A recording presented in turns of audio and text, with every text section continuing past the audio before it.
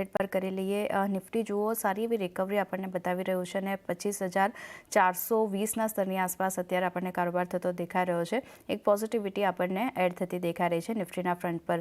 Bank નિફ્ટીની વાત કરી લઈએ તો અહીંયા પણ 52,228ના લેવલ્સની આસપાસ જ કારોબાર થતો દેખાઈ રહ્યો છે. અહીંયા પણ 71 પોઈન્ટની પોઝિટિવિટી જે રીતે આપણને બનતી દેખાઈ રહી છે. ફોકસ અહીંયા પણ રાખવાનું રહેશે અને મિડ કેપ થોડું ઘણું હજી પણ આપણને રેડ ઝોનમાં કારોબાર કરતું દેખાઈ રહ્યું છે, પણ ઘટાડો જે છે તે આપણને થોડો મર્યાદિત રહેતો દેખાય છે અને અત્યારે ફ્લેટ ટુ નેગેટિવ ઝોનમાં 60,246ના લેવલની આસપાસ આપણને કારોબાર થતો દેખાય છે. ફોકસ રાખવાનું રહેશે. પણ એ સાથે જ જે રીતે તમારી સ્ક્રીન પર તમે WPIના ડેટા જોઈ રહ્યા છો એના પર પણ એક નજર કરી લઈએ. ખાસ કરીને જે આપણને WPIના ડેટા આવતા દેખાયા છે, ઓગસ્ટ મહિનાની વાત કરી લઈએ તો એક WPIના ડેટા જે છે તે આપણને 1.31% પર આવતા દેખાયા છે. 1.85%નો અંદાજ હતો, તેની સામે એક દર જે છે તેમાં થોડો ઘણો ઘટાડો આપણને જોવા મળતો દેખાયો છે અને મોંઘવારી જે છે તેમાં આપણને એક ઓગસ્ટમાં ખાસ કરીને ઘટાડો જોવા મળ્યો છે, કારણ કે 2.04% પર હતું થોક મોંઘવારી, હોલસેલ મોંઘવારી, જ્યાંથી ઘટીને 1.31% પર આપણને આ મોંઘવારી જે છે WPI તે આપણને આવતું દેખાયું છે. જેમાં વાત કરી લઈએ ફ્યુલ એન્ડ પાવર WPIની તો ત્યાં પણ ઘટાડો આપણને જોવા મળતો દેખાયો છે. 1.72%થી આ પણ મોંઘવારી ઘટીને -6.7% પર આપણને આવતી દેખાઈ રહી છે. તો ફોકસ રાખવાનું રહેશે, કારણ કે ઓગસ્ટ મહિનામાં મોંઘવારી જે છે તે એક રાહતના સમાચાર આવતા દેખાય છે. એક ઘટાડો જે છે તે આપણને બનતો દેખાઈ રહ્યો છે. અન્ય પણ વાત કરી લઈએ ડેટાની તો ખાદ્ય મોંઘવારીની નજર કરી લઈએ. ઘટાડો આપણને ત્યાં પણ આવતો દેખાયો છે. 3.55%થી ખાદ્ય મોંઘવારી ઘટીને 3.26% પર આપણને આવતી દેખાઈ રહી છે. તો એક ફોકસ અહીંયા પણ રાખવાનું રહેશે.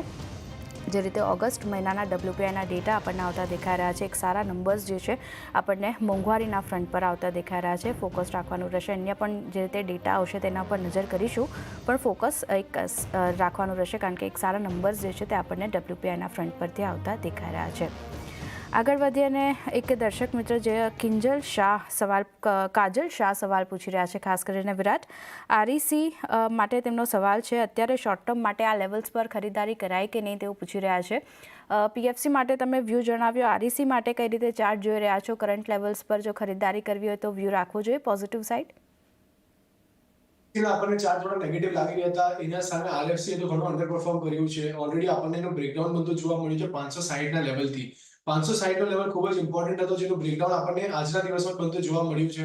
તો ફિલહાલ માટે આમાં ફ્રેશ એન્ટ્રી કરવાની સલાહ નહીં રહે, અવોઇડ કરવાની સલાહ રહેશે. નીચેની સાઈડ પર આપણને હજી એક ડાઉનસાઇડ આપણે એક્સપેક્ટ કરી શકીએ છીએ, જે લીડ કરી શકે છે 520 સુધી. તો હાલ પૂરતું અવોઇડ કરવાની સલાહ REC ની.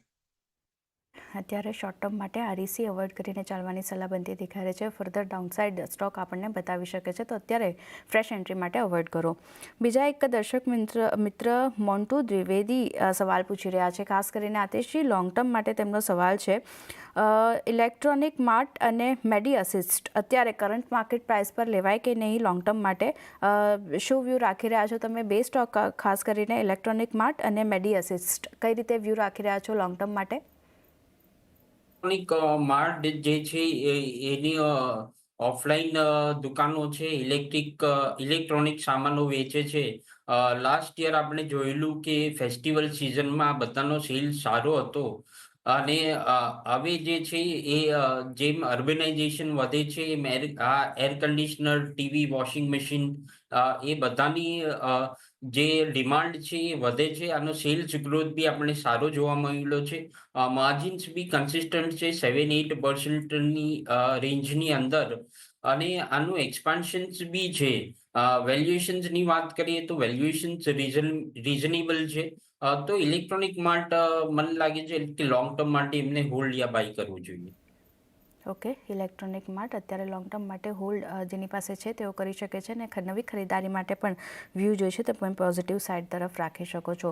અને આતિશ મેડી એસિસ્ટ માટે પણ તેમણે સવાલ પૂછ્યો છે, અહીંયા પણ જો લોંગ કરવું હોય તો વ્યૂ રાખવો જોઈએ પોઝિટિવ સાઇડ? મેડી એસિસ્ટ જે છે એ ઓનલાઈન ફાર્મા ચેઇન છે, જેમ આપણે બીજી બધી કંપની જોઈ છે નેટમેટ્સ ને એ બધી એ છે. આઈ થિંક નહીં, મેડી એસિસ્ટ હું ટ્રેક નથી કરતો, તો એના પર હું વ્યૂ નહીં આપી શકીશ. ઓકે, તો એક વ્યૂ જે છે ખાસ કરીને ઇલેક્ટ્રોનિક માર્ટ્સ માટે આપણને બનતો દેખાયો છે. એક ફોકસ રાખવાનું રહેશે અહીંયા. જેની પાસે કાઉન્ટર છે તેઓ ફોકસ હોલ્ડ કરીને ચાલી શકે છે. નવી ખરીદારી પણ તમે ઇલેક્ટ્રોનિક માર્ટ માટે કરી શકો છો. બીજા એક દર્શક મિત્ર કલાવેદ સવાલ પૂછી રહ્યા છે. વિરાટ, અશોક લેલેન્ડ માટે તેમનો સવાલ છે.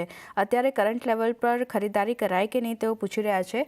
કઈ રીતે જોઈ રહ્યા છો અશોક લેલેન્ડના કાઉન્ટરને, અને આજે ઓવરઓલ જે રીતે આપણને ઓટો સેક્ટરમાં એક તેજી સાથેનો કારોબાર થતો દેખાઈ રહ્યો છે, પણ અશોક લેલેન્ડની વાત કરી લઈએ, થોડા ઘણા દિવસથી આ સ્ટોક જે છે તે સાઇડવેઝ આપણને કારોબાર કરતું દેખાઈ રહ્યું છે. આજે ઘટાડો આવ્યો છે, કરંટ માર્કેટ પ્રાઇસથી ખરીદારી કરવાનો વ્યૂ રહેશે?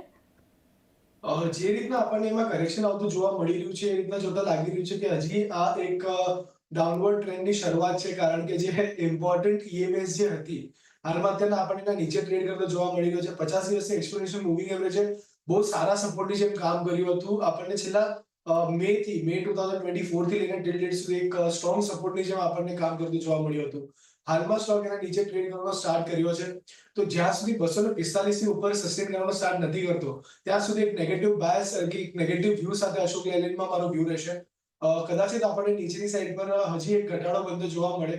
ટિલ 230 થી લઈને નીચેમાં 220 સુધીના લેવલ્સ આપણે એક્સપેક્ટ કરી શકીએ છીએ. અગર તમને ત્યાં કંઈક બાય કરવા મળે છે ત્યારે જઈને બાય કરવું છે, ઓર એલ્સ તમને 245 થી ઉપર ટ્રેડ કરવાનો સ્ટાર્ટ કરે ત્યારે બાય કરવું છે. કરંટ પ્રાઇસ પર અવોઇડ કરવાની સલાહ.